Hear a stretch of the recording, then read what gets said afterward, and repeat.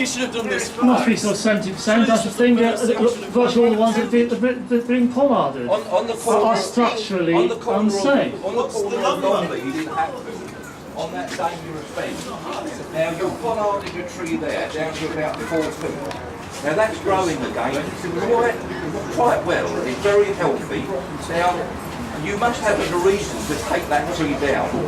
Why did you just pollard it and leave it? Why didn't you take it out by the root then, if that was dangerous? You must know what I'm talking about. You must know Longlead when it got Colin's a consultant. He just came here to inspect the Longlead poplars on this occasion. With great respect, I suggest that you go and look at some of these trees in Longlead in Hatfiel because they are poplars, and that one in particular has been pollarded down to about 4 feet, maybe less, and it's growing very, very healthily now. So why? Is it very wide and very bushy at the base? It's a lovely bushy tree, but my point is this: have you surveyed every one of these trees here? First of all, you're telling them if it's fungus. If they pollard it, it gets fungus. Well, we know fungus disease is getting all trees. And some trees, many trees, depend on their livelihood through fungus.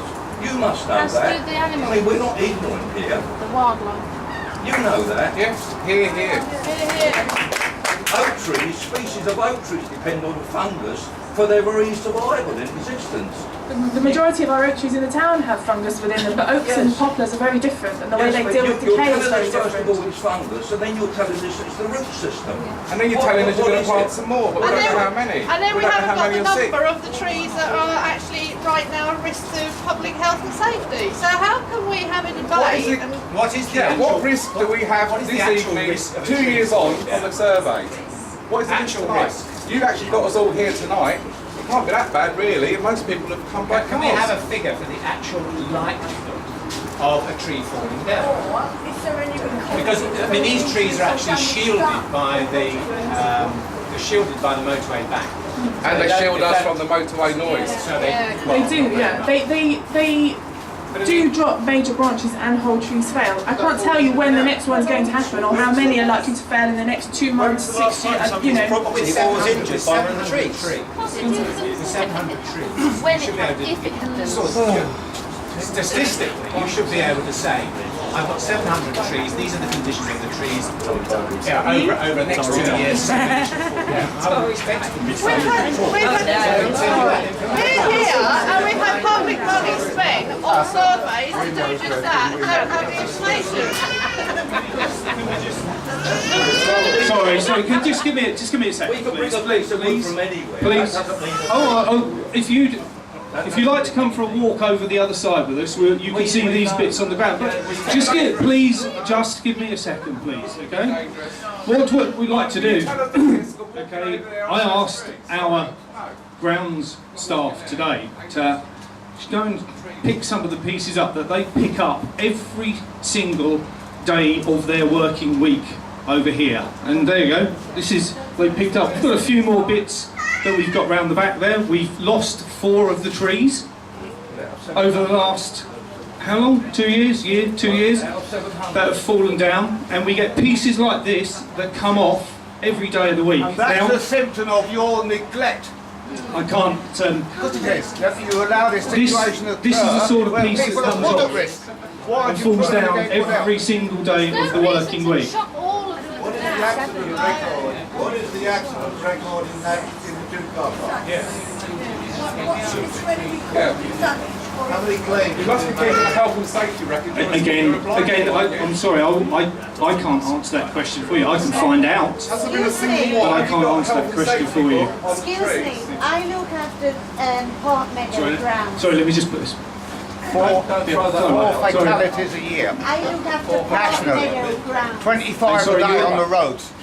in Old Hatfiel. Yeah. We have 153 trees. Now, they're all very big trees. The wind blows them and we sometimes get branches come off them. Yeah. I have an arborist who comes every 3 years and checks all those trees, gives me a detailed assessment of them and what needs doing to them. And each year I have then a tree surgeon to come and do the most dangerous things that need doing first and work through the programme. He has just been again to check all those trees for me. And that's all that needs doing, is the council to have an arborist go round and check the trees. And there's no worry about them. We've got trees which are over 100 years old on the estate. That is what we do throughout the borough. Every yearly inspection. Not here. I'm talking about in the borough. I don't manage the trees here. I'm talking about the borough. We do routinely inspect our trees and then act on any dangerous work. That's But it should be done here. But There's these nothing trees, wrong with them. well, let's talk about the south car, but they've all been topped. So the other option is to top them all again. Yes. And do that again in 2 years' time, 3 years' time. We think that's very popular for the populace. Don't we? Or do we? Nobody wants to do that. Let's see your hands. These now, or another Lombardy poplar? Another Lombardy poplar in the town, I'd say about 70 years. 70 years. These are in very, very poor ground conditions, and they aren't the same as the ones that are growing in Parkway. They look very different, and I think they will know that they will. Henry. They're all solid green. But you know yourself, Henry, that they could be green but structurally not sound. If you look at that, Yes.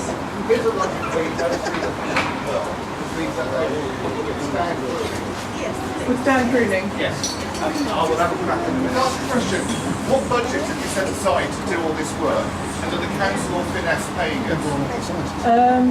The council are paying up.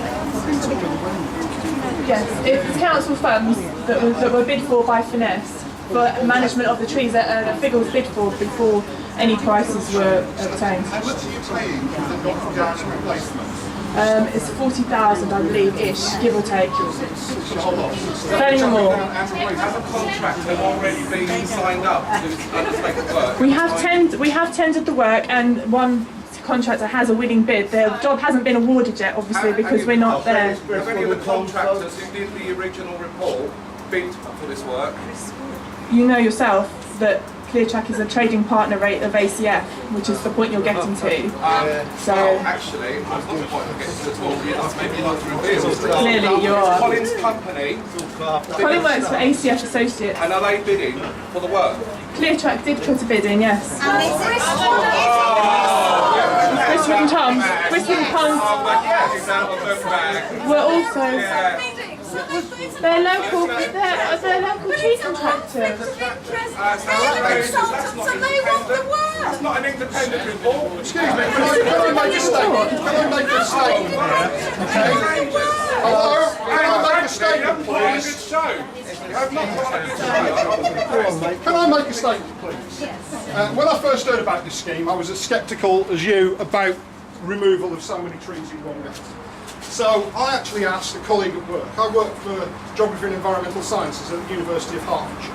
I asked my colleague Avis Hall, who has 40 odd years experience of environmental management, ecology, biology, various other subject areas, including tree management. Her opinion was those poplars need to come out. Okay, that's independent.